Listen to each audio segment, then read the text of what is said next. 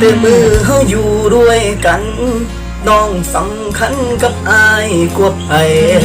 สัญญากันไว้ว่ามือใดเฮาสิจัดงานแต่ง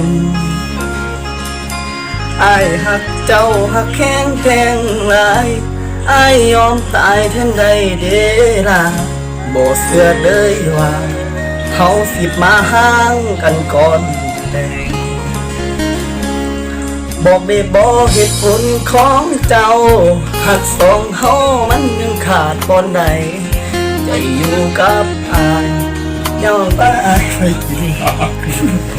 ได้เลยหัวเลยอยู่กันมาเกือบปีอายบอกเคยขัดใจเจ้าวันอาทิตย์วันเสาร์เจ้าอยากไปใส่อายตามใจทุกเที่ย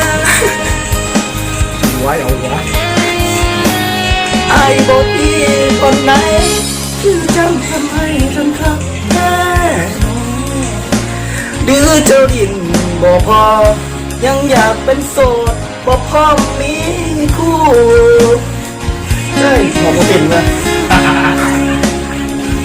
อายยังบ่ฮู้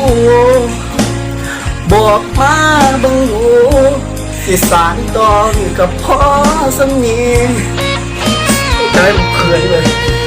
โอ้หาพ่อกับแม่มาซอยแก้ของเรื่องที่เป็นอยู่หากว่าเฮา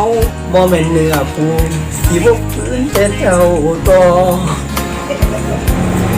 ความหักมันบังคับบ่ได้